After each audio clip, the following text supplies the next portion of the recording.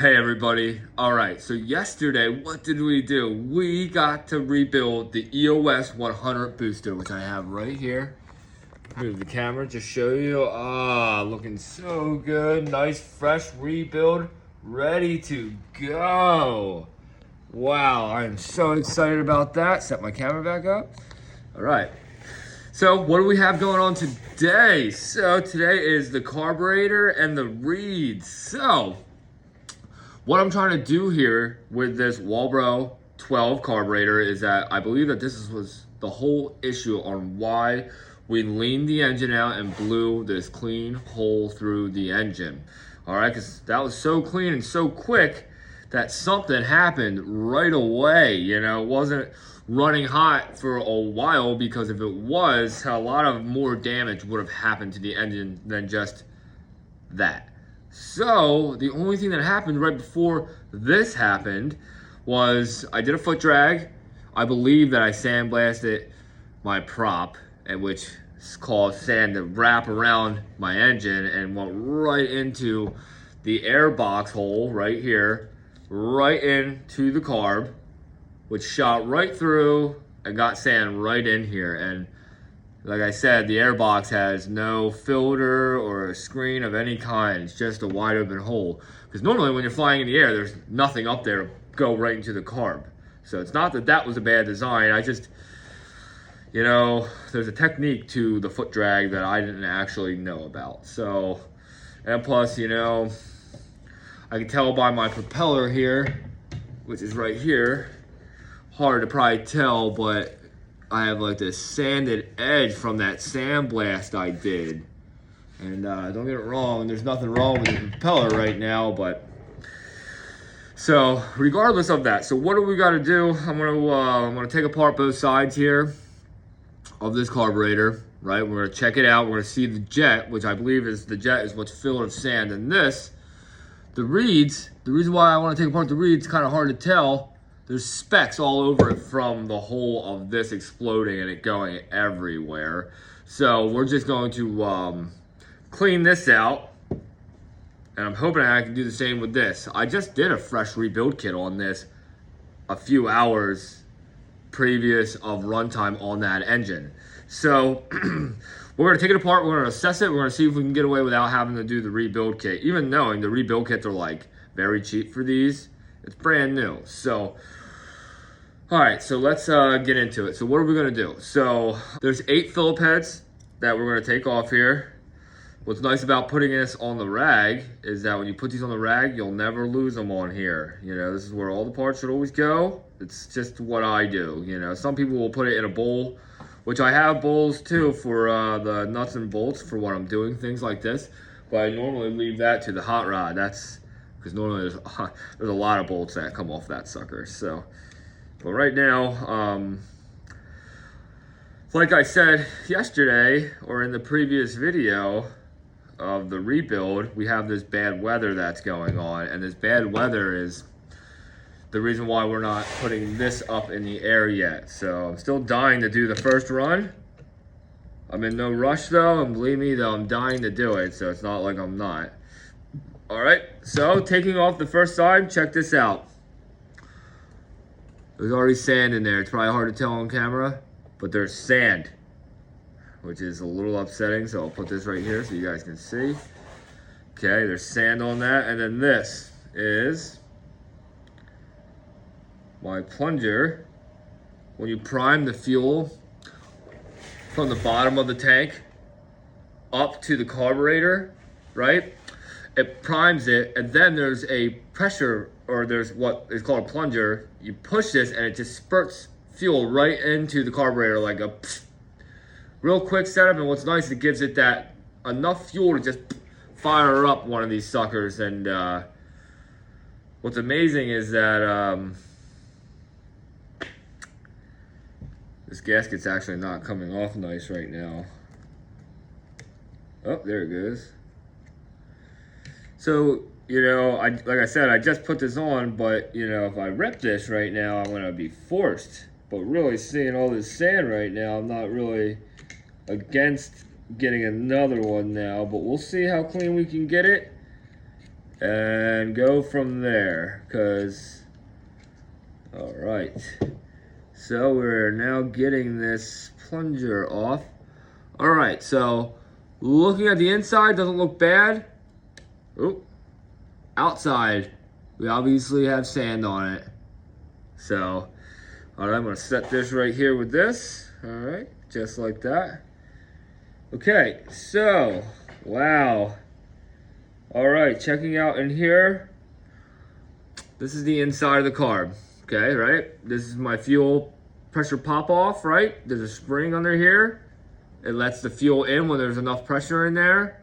And this is where my jet is. So we're gonna pull all that out. We're gonna inspect and see what's going on. I have my cute girl Emilio in here running around the garage. She always comes running in when I leave the garage door open. It's her chance to get in. So, all right, so now, before I go pulling this stuff apart, I'm gonna pull off this other plate and see what it's looking like on the other side of the carb. So, these bolts here are actually a little bit bigger, so I'm gonna set these to the side so I know the difference. So, I don't know about you guys. I know a little bit about carbs enough to where I can do what we're doing now. Pulling them apart, cleaning them, assessing them, obviously seeing if there's something wrong. I'm actually dying to see what the inside of the jet looks like. I'm dying to know if it completely got clogged and then this sucker just got super hot, you know. Like I said, I did a foot drag. I was on the ground basically, obviously. And then as soon as I was going up, I was climbing altitude and I didn't make it. I don't know. I didn't make it that high because I obviously... Wow. I think we just found the problem. My screen is completely clogged. And I'm gonna pull that out and show you. So this right here is the screen itself, gasket. It looks kind of fine. Doesn't look that bad, right? So I'm gonna set you here. But what's looking bad is this screen that's right here, okay? I'm gonna try to get this out nicely, but man, something has happened.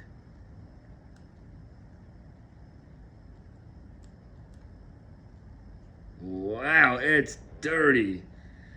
I'm gonna try to get this out nicely so you guys can see it. Man, you see it? It's like orange in there. It's like sand. I think it's sand. I think it's a lot of sand. Just trying to get this screen out. I gotta figure out a way to... so hold on, I can actually get it out this way. Corner. Maybe use the flathead. Flathead might grab better. Wow, sucker was on there. Sometimes it's pretty impressive. So, this one Phillips head screw, right here, holds that whole setup now that we're pulling apart. So what I do is I grab it like this. Okay, I'm just taking everything apart nicely. Here's the spring. We don't want to lose anything. Okay, so now I got to get the needle out. So I always normally keep the needle nose pliers too for this. It's always nice to have a pair of these. Grab this out nicely. There we go. Put this on here. Okay. All right, so now that's out. Let's try again to get that screen out. Okay, so let's try to keep doing this. And I think we almost have it. Oh, we do have it. Wow. So wait till you see this. Wow. Okay, so this screen right here is completely clogged. I'm gonna try to clean that now. It's hard to tell, but that is completely clogged. And now we can see right through it, which is this hole right here, this big one. Look at that, you can see right through it now. That was clogged, and man, this could have been what filled right up and got, it's crazy, it's completely clogged. I like almost can't believe it. And then it's hard to tell, but if you look at this side, it's completely gray. And that's what it's supposed to look like. You look at this side, it's hard to hold this. I'll do it with my needle nose. But this could have been the problem all along. It definitely was. Like Look, that's the dirty side. That's the clean side. So, but we're gonna clean that up here in a minute. So now, the last thing to pull out of here is the jet, right? So we're gonna get this screwdriver. This one has a smaller Phillips head on there. So we're gonna get this in here. Okay, push hard. Okay, nice. All right, so this is just a little jet that fuel passes through. Okay,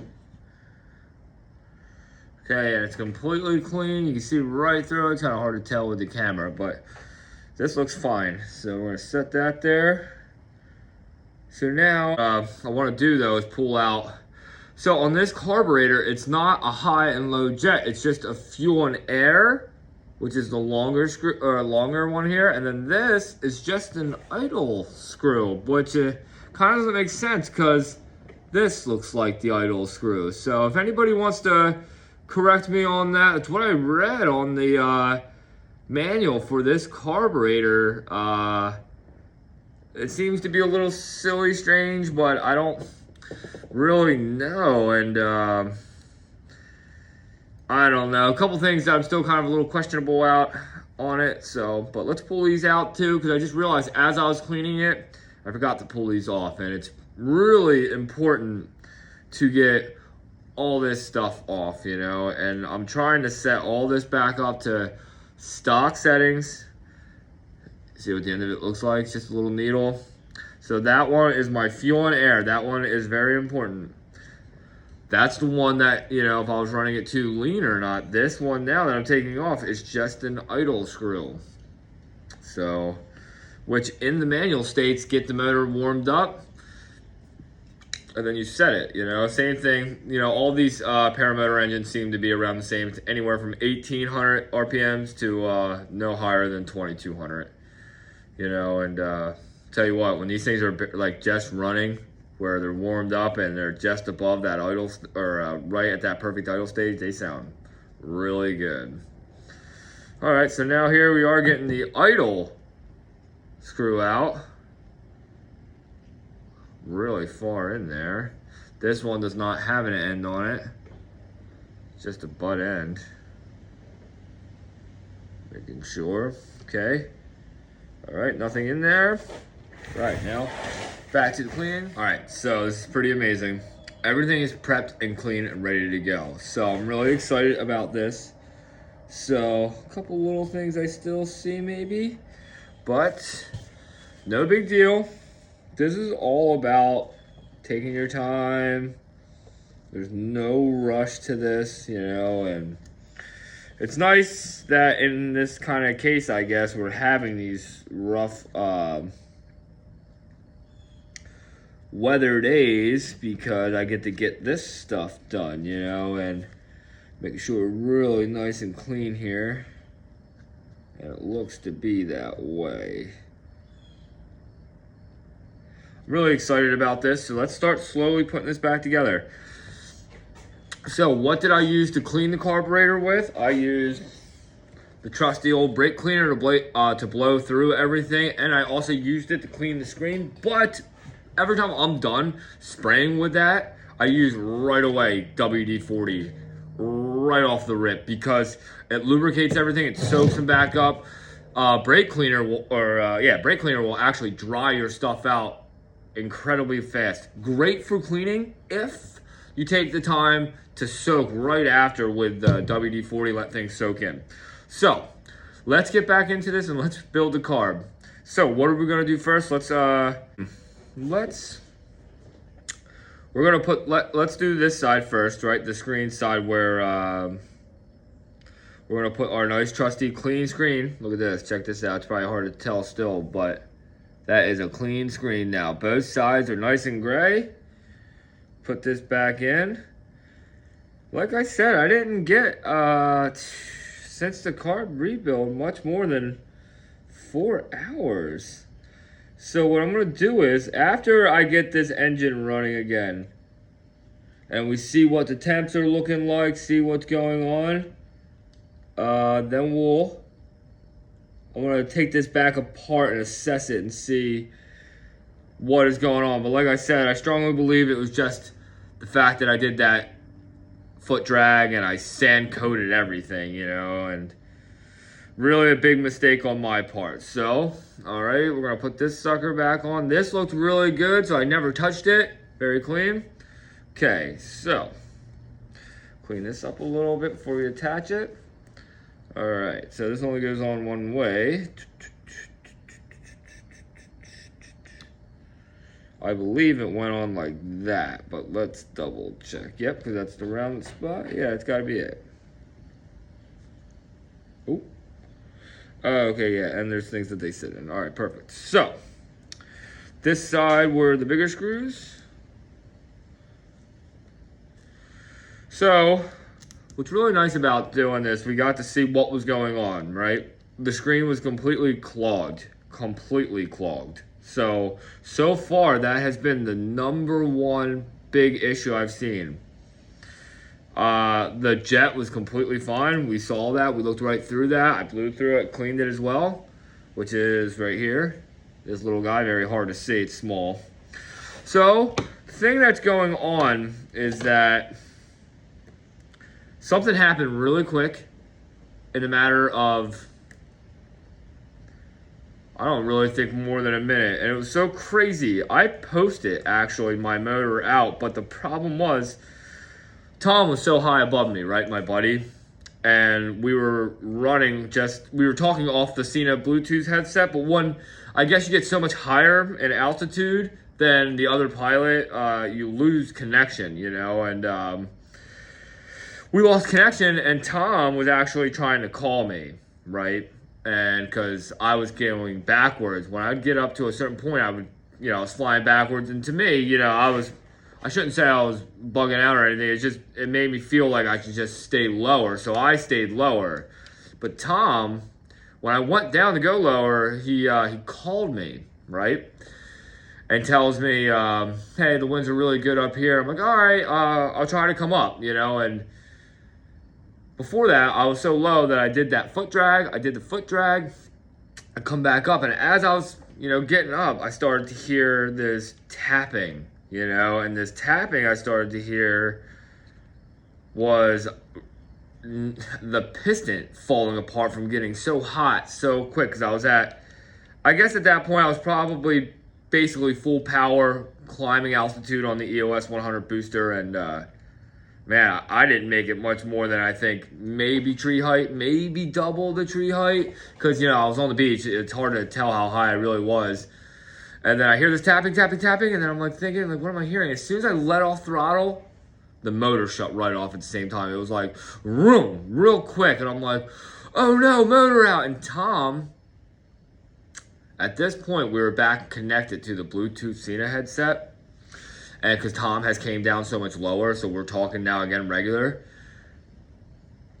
that he told me, Dan, get out of your seat, get prepared to land fast, and I got out and I came down and I did land fast. I turtled. It was actually pretty embarrassing. I didn't hurt anything or myself. It was just so windy out, and yeah, it was really crazy because, and the whole point of why I was saying this too, when Tom called me the first time when we lost connection with the Cena headset Bluetooth, I think somehow that the fact that my phone was also Bluetooth to the GoPro, I shut the GoPro off.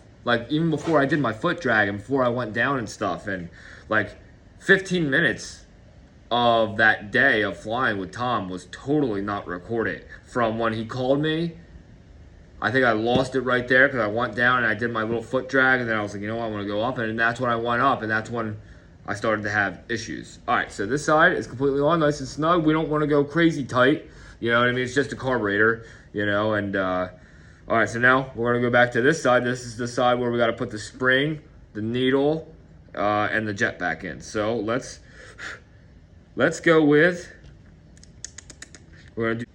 All right, so here's the arm, right? You can see at the top, it's like a little fork.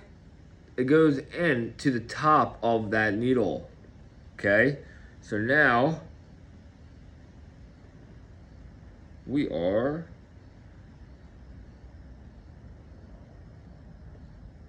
hold on a second. I'm a little confused here. Okay, I'm sorry, I had this backwards. There's 2 forks on here, depending on what type of carb you have. So this is designed for 2 different carbs. I forgot about that. So it goes on the back part fork, which is the same thing. Okay, you see what I'm doing here? I'm gonna drop it in that hole. Okay, in the hole. Boom, slide the bar over. Okay, there we go. So, you know, the thing I've learned with working on carburetors is that it's really a patient man's game. It's not something that you can blow right through and get finished. As badly as, at least I always want to get something done, it's never worth putting that aggravation on yourself because, and plus this is like super important, you know, you don't want to miss anything. You don't want to put the whole thing back together and realize you have a screw still on the table, which has happened. So, all right, so we're fastening this up. All right. Okay, ooh, there it goes. Sits into place now. Nice and snug. We don't want to go super tight. Nothing has to be that crazy tight. I normally go to a stop point and then a little more, right? So that's kind of like, you know, where I like to be at. So what did we just do? Just so you can see, we just put that screw in, which holds that whole setup down. That needle, that bracket, and that bar. That bar is just for that little Phillips head screw to hold the whole thing in place, right? So that's very cool. All right, so now what's next, right? We're taking our time here. So now the next thing is putting our jet back in. This real little piece of brass. Very hard to tell what it looks like, but goes right in that hole. This is just for fuel to pass through into the carb wall. It sprays, drops right down into the motor, right? Very cool stuff. All right, so now same thing. Doesn't have to be Superman tight. Like I said, I get it to the stop point, get back on there again, get a good grip on the carb. Just a little bit, right? Don't have to be Superman tight, just snug tight. Okay, so now, boom, that's all back together. What is next, right? So now this is next, putting our plunger back in for the fuel, right? And this is pretty cool. This is, like I said, you pump fuel to the carburetor. It fills the carb, which it fills up on this side first, the plunger side. That fills up. It fills up like, you know, with the fuel pressure, and then you're able to push it. And when you push it, it disperses just a little bit of fuel, enough in there to fire the engine up. And a lot of times, you'll never even have to use a choke. So, all right, so now we got 4 more screws left. These are the little screws for this last cap. And we're about to be completely finished doing our carb clean kit. So, like I said, there's nothing wrong with taking apart a carb, cleaning it out like I just did. I only have so many hours on this fresh rebuild. So, in reality, I didn't need to get a new kit yet. And plus, looking at everything looked really nice, except that little screen. That's so crazy. That right there is enough to lean out your engine and totally overheat it and boom, have problems in the air like I have had. So, but you know, because of that problem I had in the air, can you believe it? I have the new Vittorazzi Moster 185 MY22 Plus. Manual start, super nice. It fires up really great. I'm having one issue with the whole thing. And my buddy Tom's gonna always get on me for it. I have a hard time starting it on my back with the pull start. So I'm not trying to say it's not easy to pull start, because it is easy to pull start. But I had the EOS 100 booster on here that has the pull cord that was on the opposite side of the frame, right? So now this wants to be, you know, over my right shoulder, which isn't an issue. It's just I'm dragging my cord. So I just got to come up with a better method of starting, and I won't have any issues. But if I listen to my buddy Tom, just got a pull electric start with it, I wouldn't be in any type of predicament at all. But I would still always have a kind of a pull start problem, I guess. But it wouldn't be an issue. So, okay. So what am I doing again? I'm just getting these to the point where they stop. And then a little bit. Like I said, nothing has to be Superman tight, right? And I don't know about how you guys do your setup. I went to school for auto mechanics, right? Not to do that for my career. I'm a carpenter, you know, that's my job, my career right now. But outside of that, I always wanted to know how to work on motors, small engines, and get the understanding down. So I do understand that when you tighten things down, nothing has to be crazy tight. You know, that's how you snap things. It becomes very aggravating, and then you're starting a real project. All right, so now we are completely done putting our carb back together. The Walbro 12, right? And this is for the EOS 100 booster. And this carburetor too is also known to be on a lot of other small engines. So, but in this case, this is for our EOS 100 booster. And right now it's completely sandproof. That filter is completely clean. I can't believe it. So now the only other thing to do is to put which this guy right here, remember this one is our idle screw, right? Which is crazy. And then the long one here is, so the long one here, right, is my fuel and air. So this one we're supposed to screw in until it stops, and then I gotta pull it out 1 1/4 turn, right? So whenever it stops. So I can keep just turning this. Boom, there it is. That just stopped. So now I gotta pull it back 1 full turn and 1/4, right? And that is the standard stock out of the box factory setting. Okay, so now we have our reeds, right? Like I said, there's a couple things in here I'm not liking. I'm gonna try to take this apart right now, and we're going to try to clean this out. Like I said, it's just dirty. It's nothing other than it being dirty from the explosion of the piston. Ooh, sorry. From the explosion of the piston. You know, the piston really did a number, and it's absolutely crazy, you know. But the positive side of the whole thing is that we got the Moster 185 out of it, and I'm super excited about it, and you know, I just can't believe it. So what I'm gonna do here is same thing with the carburetor. We're gonna just take our time. These are the reeds, all right? Reeds, if you guys don't understand or know much about two-strokes, reeds are to deal with the power band, and two-stroke engines have a power band, you know, that's what gives them their power, you know, hence the name power band. So, okay, so we just lost that and that. Okay, so that's okay. So this, gotta make sure I know better. This is gonna go on like this, right? Probably the other way. All right, so that's okay. So let's take you off. Wow, so this is why I'm glad that we are taking this off, and one at a time. So that metal there. All right, so first things first in order, let's just clean this out. You can tell a lot of residue all over this thing, but no big deal. We can just clean this right out, make sure. I've actually never taken apart all this stuff yet on this motor, so it is nice to be doing it. So, and you can clearly tell that this is covered with these particles of the explosion of the engine, which was what was really hard to clean out, you know, but we got it nice and clean, and that motor is ready. So we're cleaning the reeds out here, and these are the reeds. Very cool screens, very thin stuff, right? Nothing too much to them.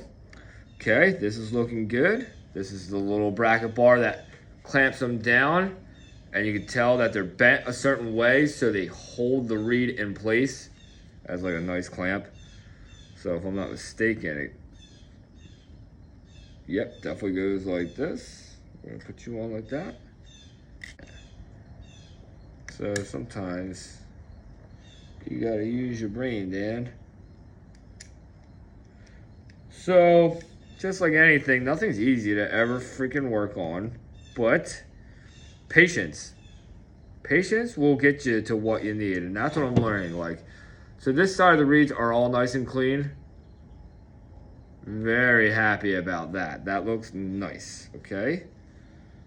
Drop this guy in. Okay, all right.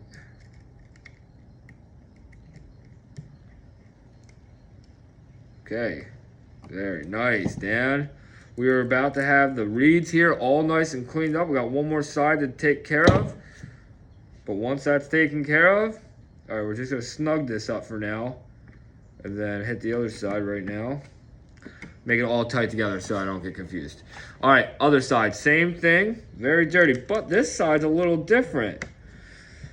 This side, only one bracket bar comes up, and my one reed looks like it's not touching flat. It's got to touch flat, you know, and I'm gonna show you. When you look at it, it's kind of hard to tell, but this side on the top isn't touching flat like the other three are. So it could be either two things. That's a good sign that it's worn out.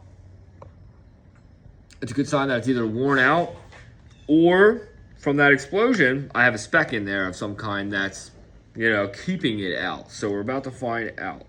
All right, so now taking that off, I'm gonna set it down the way that it goes on. I'm gonna wipe this down up so nothing can go in.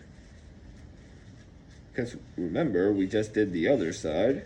Like I said, taking your time.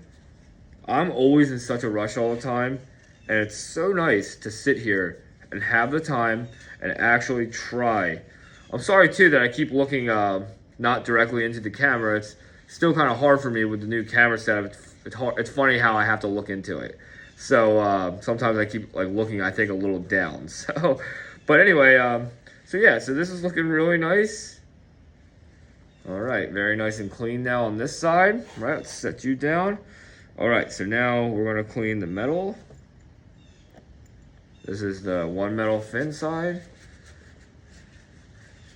So, reeds in time do go bad, and when they do go bad, they don't sit flat. And a trick to get, let's say, a few more hours out of it, the reason why I try to make sure I set it down right is that you can flip it around. And when you flip it around,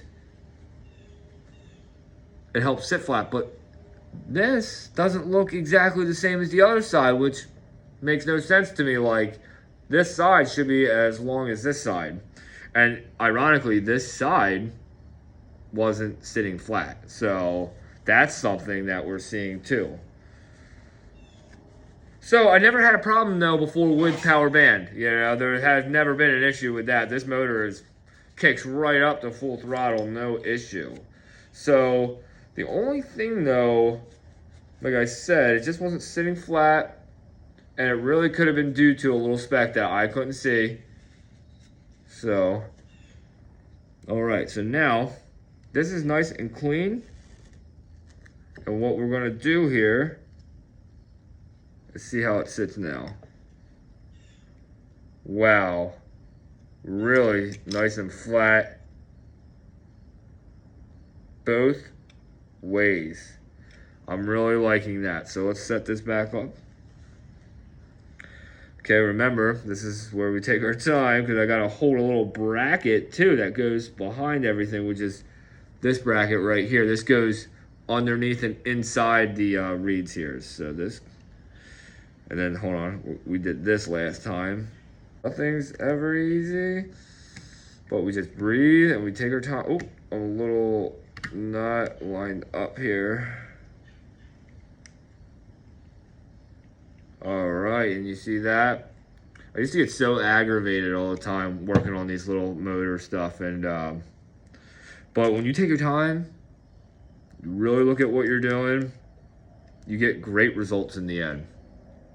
You know, before I used to rush everything and wonder why nothing ever worked right, or why I would ever have any issues at all. And you take your time, you see clear problems, you know, and two-stroke engines are so simple.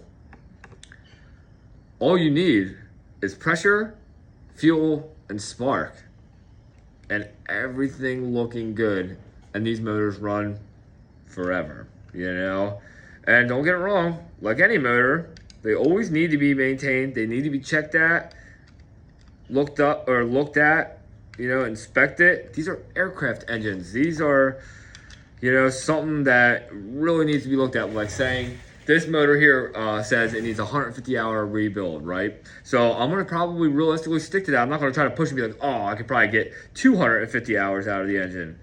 The reason why they do that stuff is so everything else lasts so much longer. You know, maybe if I don't rebuild it in time or inspect things in time, other things are going to wear and tear because of that. So that's why every 10 hours, regardless, at least for this engine behind me, the Moster 185, it recommends that it should be, the head bolts need to be checked for tightening, carburetor needs to be checked for tightening, the exhaust needs to be checked for tightening. And, you know, and that's not such a bummer. It's an aircraft engine. That's stuff that really needs to be looked at, you know. I'd rather have an issue looking at it right here in the garage than, you know, up in the air. So, and how to prevent all those things is by taking your time, really doing your pre-flight inspections, and keeping the hours, you know. Keeping the hours on these engines are a really big deal, you know, and, I'm like really excited that I just rebuilt the EOS engine yesterday. Really nice. I took my time. It all worked out. And here we are now. Just got finished doing the carburetor. Nice, clean, fresh carb. And here we are. All my reeds are sitting nice and flat. Nice and clean. And man, like I said, I'm just going around making sure these are all nice and snug because I don't want anything falling apart into the bottom end, which is so easy for all this stuff to just fall apart.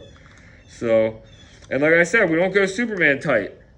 We just go snug tight, right? Boom. We are all ready to go. All right, so now we're gonna get the engine over here and we're gonna set everything up and get this carburetor on, and then this engine's gonna be really ready to go. So let's get it on. Super exciting. We have the EOS engine here ready to go. Like I said, we gotta put the reeds in first. And what's very important, the reason why, you know, you should always order a gasket kit, especially when a lot's going on like this. No matter how bad you think you can get away with pulling everything apart nicely, it just doesn't happen, you know? This was probably the first time too that these were actually coming off this motor from factory. So this is the gasket that ripped off from the engine side. Here we have a brand new one. So let's set this puppy on. Okay, sits on there nicely. Let's get you in here. Okay, boom. All right, so we have the reeds in. Now we're gonna put this bracket on, right? This is the bracket that holds the carburetor on. All right. So now we have some different screws here, or I should say different bolts or different heads here. They're actually now Allen keys. Okay, boom, we got this one started, I think. Okay, so playing with my camera a little bit, it keeps dropping from where I keep trying to put it. So we got the first bolt in, right? So now it's time to get the next one in, right, which is right here. Get this started. A little difficult sometimes the way I'm sitting, because I'm trying to show you guys. I'm also trying to get it on nice too. So these are all nice and torque specs as well. So these go up to about, if I'm not mistaken, these tighten up to 8 to 10 Newton meters. So we'll be doing that as well. But right now, this is just to get everything snug. None of this stuff's actually going to be in my way. So the whole idea is we're just getting this to get snug to where we stop, right? Very nice.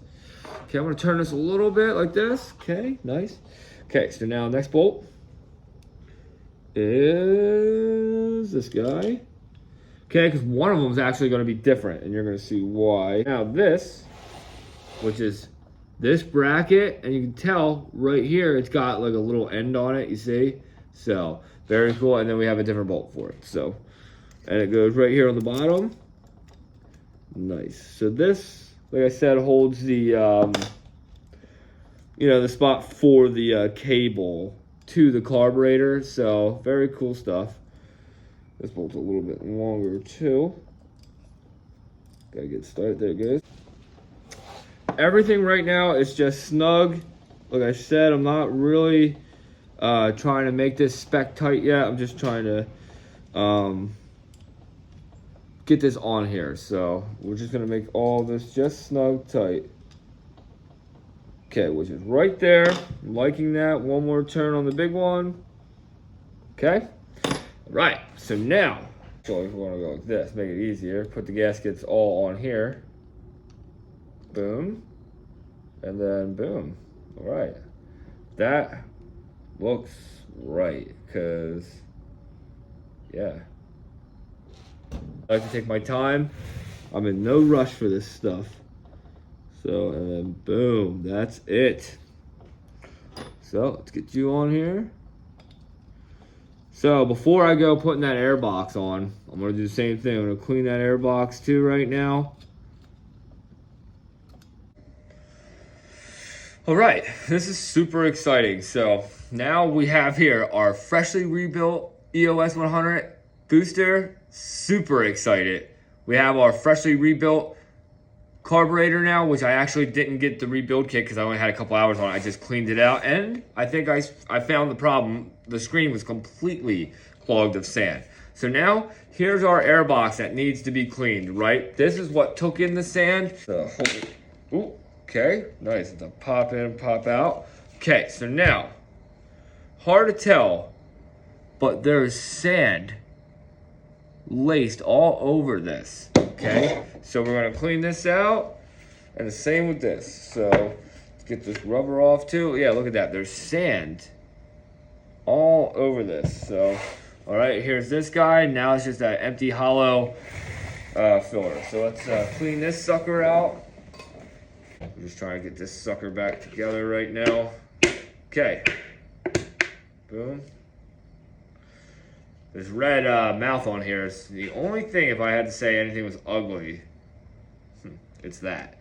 All right, so now, last thing now to do is this guy. And look, we can clearly tell there's sand all over this. So it's the last thing to clean on. This goes on here, like this. Takes me a second to remember. Okay. This just fits right back in here like this. All right, do a nice little 360 spin, make sure it's really on there. Okay, nice. All right, so here's this. Make sure that there's nothing on here.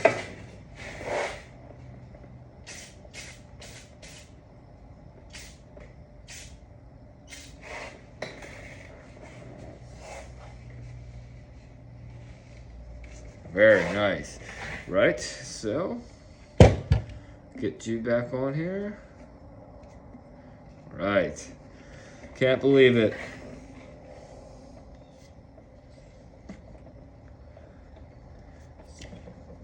Wow. Just like that. Same thing here. Grab our Phillips head, just make this snug. So, and normally you want the breather hole to be facing your back, because say if we got caught to full throttle and you couldn't shut the motor off, you can put your hand right over the hole and it'll shut it right down. Right down. So, all right, we officially are done our rebuild. All right, everybody, so now what's next is we're gonna put our heating or our cooling shroud on. This is actually our cooling shroud, and we're gonna put the starter back on. So this, we're gonna move, this is my spark plug end cap, you know, this is my coil spark plug, right? So we're gonna put that to the side. This is gonna go on just like this. Try to remember. Just like this. Okay, boom. This just sits here like this. Okay, now the pull start. Okay, right here. This is our pull cord, right? Set this down, pull our 3 screws out here. I got 3 screws. Okay. All right, this is exciting. So, this pull cord setup would go on just like so. Just like so. Yep. Like this. We're completely on here and finished. And this engine completely ready to go for its runs, man. This is mind blowing, you know. It's really crazy, you know. Don't know what to say, you know. We're gonna put, I guess we should just finish putting it all back together, putting the covers back on, and do that. It's only gonna take a few more minutes here, so. And awesome. All right, so now what is next? We are gonna finish putting the cooling shroud on. So, hold on one second. All right, everybody, so now we're about to put our last cap on the here, which is pretty exciting. So let's turn this engine around. So, what are we gonna do? We're gonna put this cap right now, right on here, and then we are completely finished. So, let's see, how does this go on? This goes over, yep, and under. All right, so let's get our screws out here. We got 4 screws. Man, it's like I said, I'm pretty blown away right now that this is some of the last things that I'm doing here. I'm like super happy about this. The motor's been sitting out for a month, and I'm not looking at any of my previous pictures I took when I took it all apart. But this is pretty simple stuff I'm doing right here. This is actually nothing. Okay, there it goes. Like I said, I'm just getting this stuff snug right now. Okay, very nice. Very snug. Okay, so now, all right, just 2 more. This motor down. Motor's actually extremely light. Let's just move everything out of the way because I gotta get to these bottom holes. Set this down nicely like this. Okay.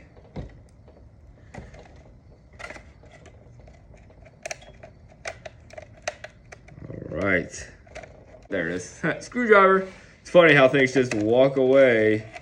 It seems to be really loose on here, and I don't know. I'll see what their recommendations are, and if not, it's not like it's a big deal that it's on here. There's nothing wrong with how that looks, but here we go. EOS 100 booster, totally ready to go. Can't believe it. Pull cord's ready. Everything is ready. Shame to think I gotta put it in a box. So until I get another frame. So yeah, very exciting. I'm super stoked about this, and I cannot believe I have the EOS 100 booster engine ready to go. So, all right, guys, make sure you guys all stay tuned, and make sure you subscribe, stay to the channel. Like I said, hopefully we get some good weather and we get to go flying the Moster 185. So until then, let me know what you guys think, and let me know what kind of frame you guys think I should get for this Moster, and see what recommendations you guys give out. Because like I said, I want to get the new Star SkyMax frame. So, or, you know, the Scout looks amazing too, but it's like, for the money cost, it's not. So, but we'll see what happens. So, all right, everybody, subscribe if you're not subscribed. Like the channel, comment, please. And yeah, until the next one, I'll see you guys soon. Peace.